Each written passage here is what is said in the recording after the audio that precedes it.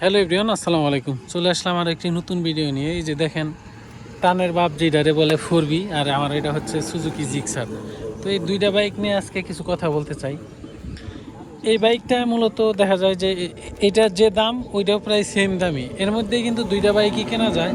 তো এটা দেখা যায় অনেকে বেশি পছন্দ করেন 4B, যারা খাড়া টান পছন্দ করেন, একটু হাই স্পিড পছন্দ করেন। এইটা কিন্তু 150 পর্যন্ত টান উঠানো যায় একটু মডিফাই করে নিলেই।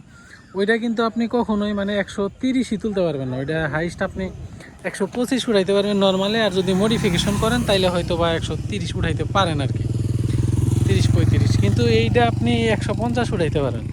এখন ঘটনা হইলো যে এই বাইকটা যে 150 যে উঠানো যায়, এটার কন্ট্রোলিংটা কি, এটার ব্রেকিংটা কি দেখেন, এটার ডিস্কটা দেখেন, আর আপনার সুজুকি জিক্সারেরটা দেখেন। এই যে দেখেন, এটা হলো 4B ডিস্ক, ছোট্ট। এটা দেখেন হচ্ছে সুজুকি জিক্সারের ডিস্ক। ওইটার তুলনায় এটার ব্রেকিংটা কিন্তু অনেক ভালো। মানে আপনার এটা অনেকটা বেশি স্পিড পাবেন, কিন্তু হচ্ছে কন্ট্রোলিং ভালো পাবেন না। দেখা যায় যে আপনার লাইফটা একটু রিস্কে থেকে যায়। কিন্তু সুজুকি জিক্সারটার ব্রেকিংটা মানে মোটামুটি খুবই ভালো। আর একটা মাইনাস পয়েন্ট বলে আপনারে, সুজুকি জিক্সারের কস্টিং খরচটা বেশি, এটার কস্টিং খরচটা একটু কম। যেহেতু এই যে ভাইয়ের বাইক, এটা আমি ওনারে জিজ্ঞেস করছি যে ভাই আপনি দুইটাই চালাইছেন, আপনার কাছে বেটার কোনটা মনে হয়? সে নিজের থেকেই বলছে বেটার সুজুকি জিক্সারই মনে হয়।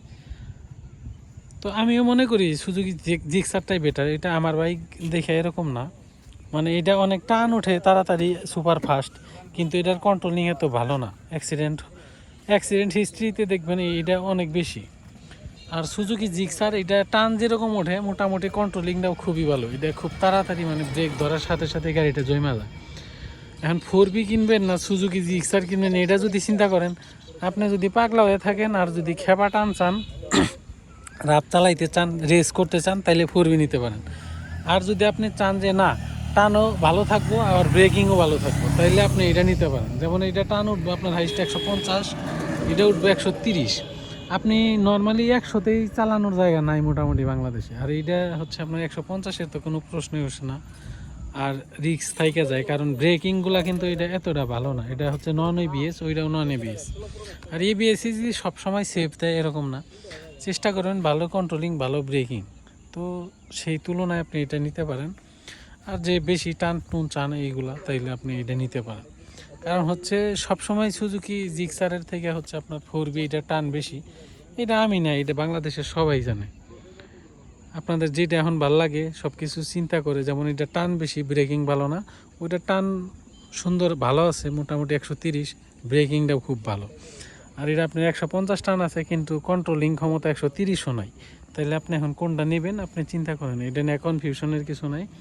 যদি ভদ্র আর সুন্দর লুকিং চান তাহলে সুজুকি জিক্সার, আর কন্ট্রোলিং চান জিক্সার নিতে পারেন। আর যদি উড়া দুরা টান চান তাইলে আপনি শুধুমাত্র এই যে 4Bটাই নিতে পারেন। এটা কিন্তু তেল আরও বেশি খায়, ওইটার থেকেও বেশি। তাহলে কোনটা নেবেন এটা বিষয়টা আপনার টোটালি চিন্তা করেন। তো যাই হোক, যদি আপনাদের রিয়েল কোনো এক্সপিরিয়েন্স থাকে এর মধ্যে, তাছাড়াও কমেন্ট করে জানাবেন। ধন্যবাদ সবাইকে, দেখা হবে নেক্সট ভিডিওতে।